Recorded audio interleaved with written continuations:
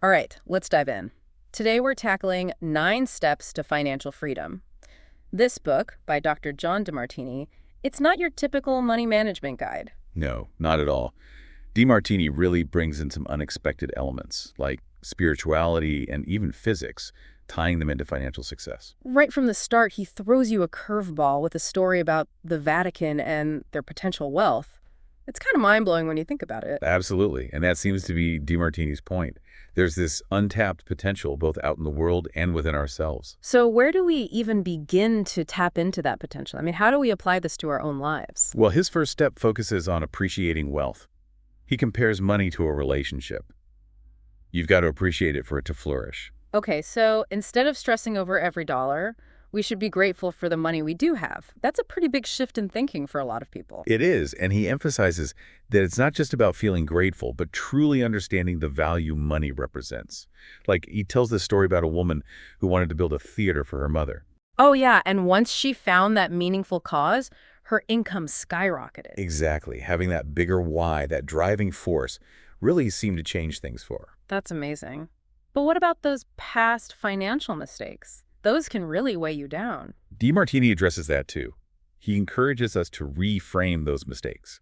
Instead of dwelling on them, look for the lessons learned. So it's like instead of beating yourself up, you're asking, what did I gain from this? How did it help me grow? Precisely.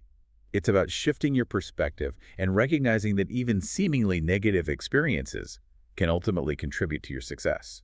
Now, one thing that really caught my eye was Demartini's emphasis on the power of internal dialogue, specifically affirmations.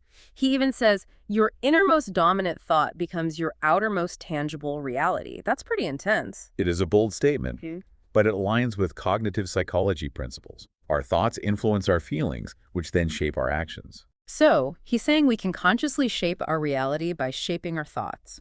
I'll admit, I'm a bit skeptical about the whole affirmations thing. It seems a bit, I don't know, woo-woo to me. I understand the skepticism, but then Demartini shares how he used affirmations himself, like, I am a genius and the universe is my playground. And he went from being functionally illiterate to a top student in college. It's a pretty remarkable transformation. It makes you wonder about the power of belief. What if constantly reinforcing positive beliefs could actually lead to tangible results? Okay, let's get into something a bit more practical. Saving and investing.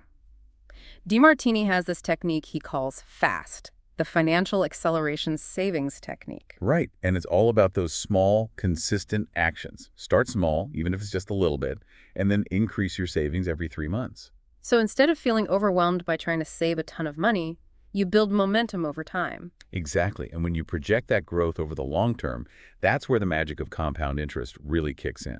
It's like that saying, slow and steady wins the race, right? Not a get-rich-quick scheme, but a solid foundation for the future. Absolutely.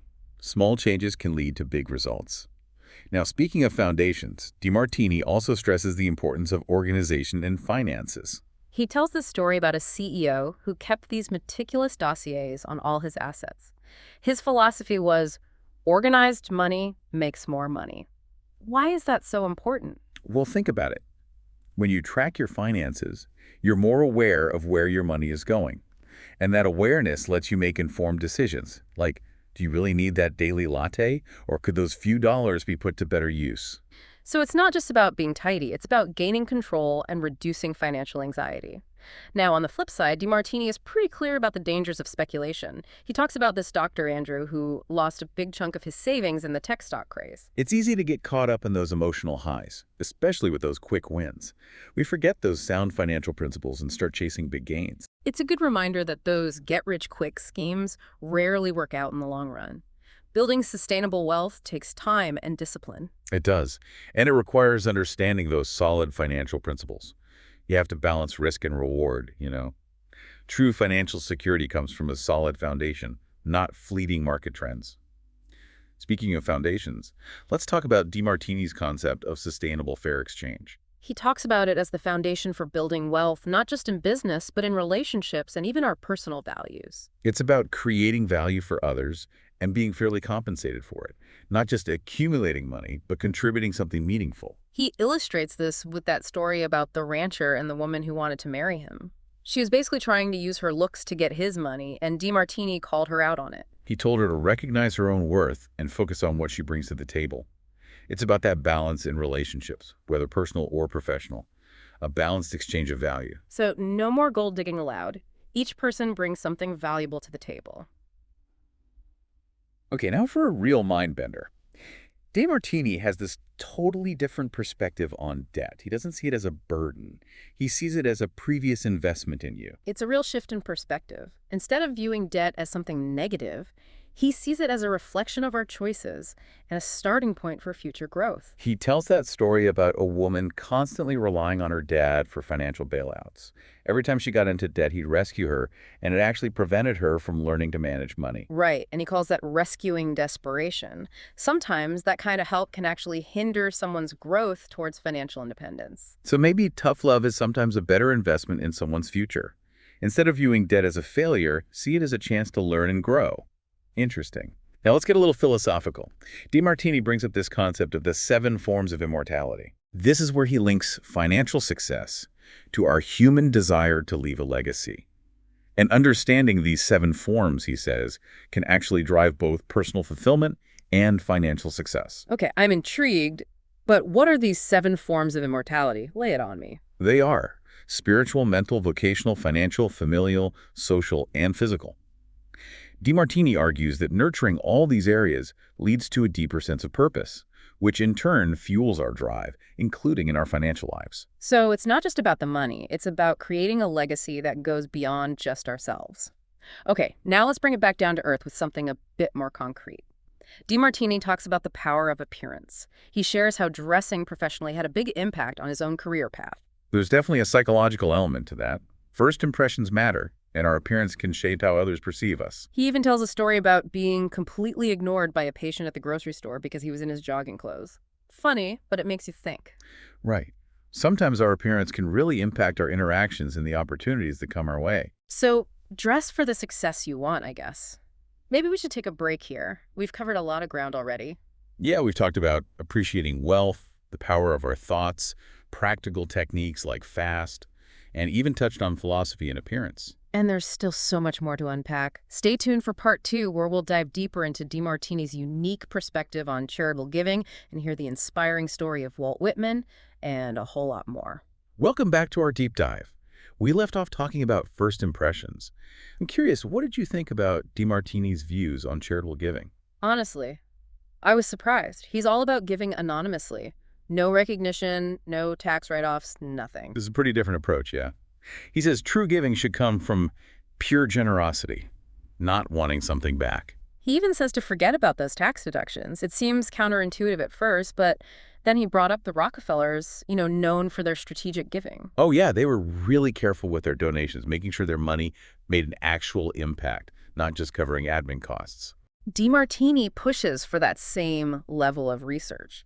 Really dig into those organizations, make sure your contributions are well used. It's about giving smart, not just blindly. That story about Walt Whitman really got to me, though. Ah, the poet. What a great example of how dedication and self-belief, really valuing what you bring to the table, can open doors.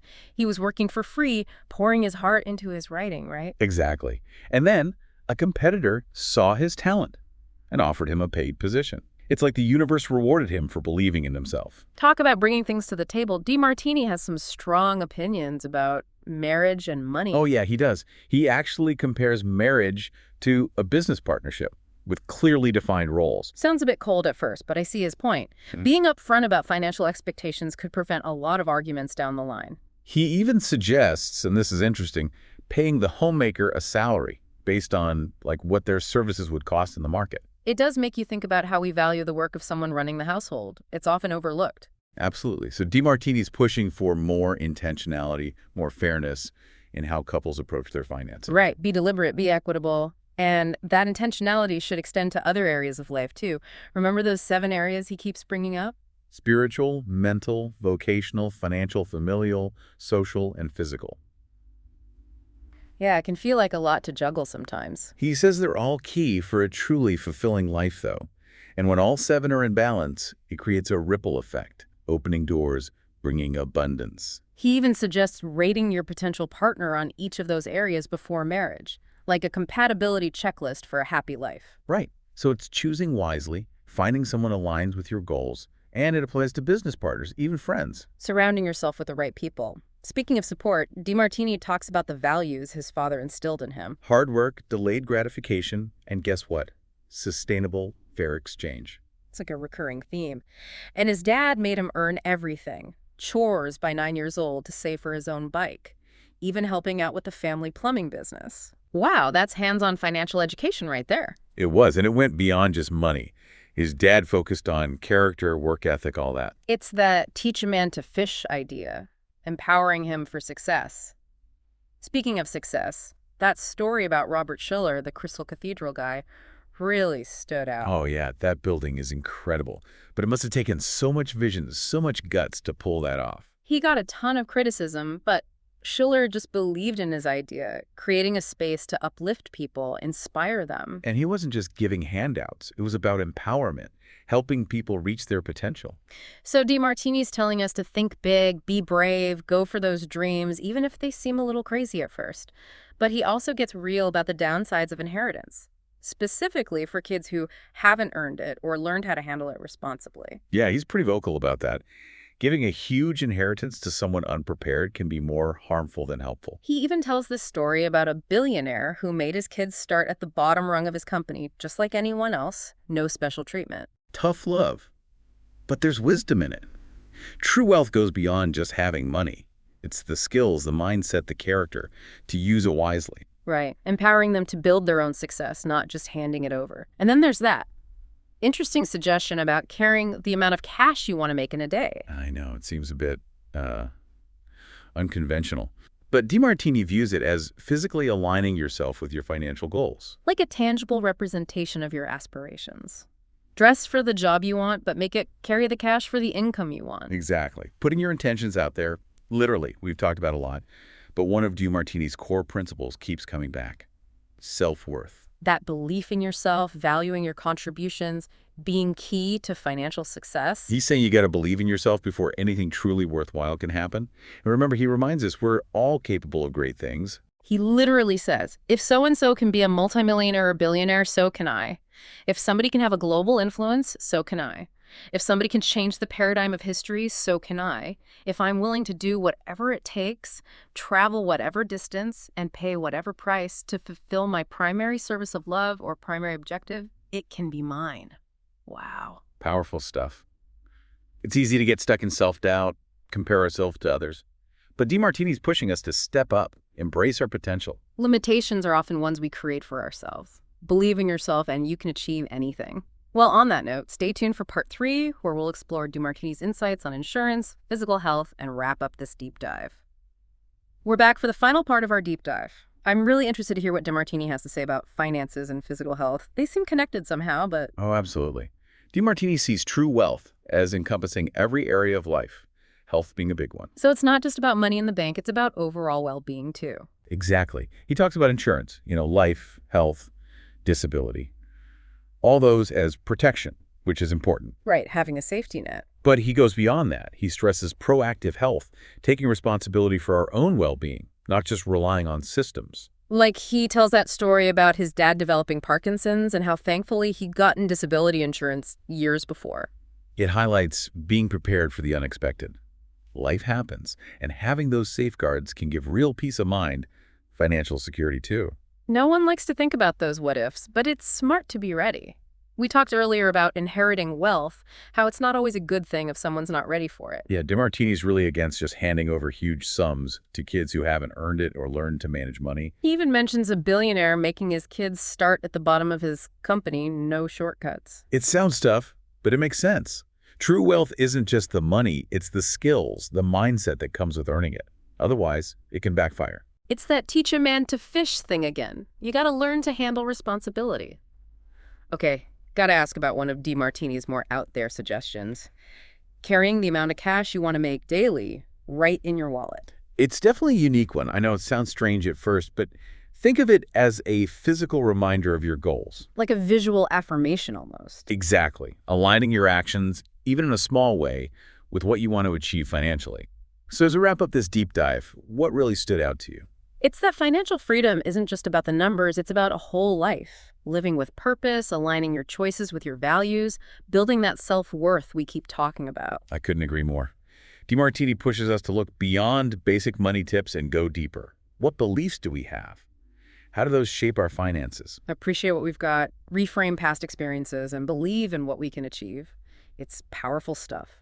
And remember, true wealth is in all areas.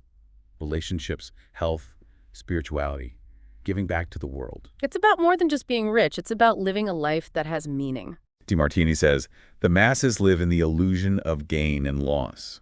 The master knows there's no ultimate gain or loss. There's only transformation. Pretty profound, right? It is. So for our listeners, remember this. Financial freedom, IS, possible, but it's more than following a rule book. It's about aligning your actions with your values, your dreams, to build a life that's both abundant and fulfilling.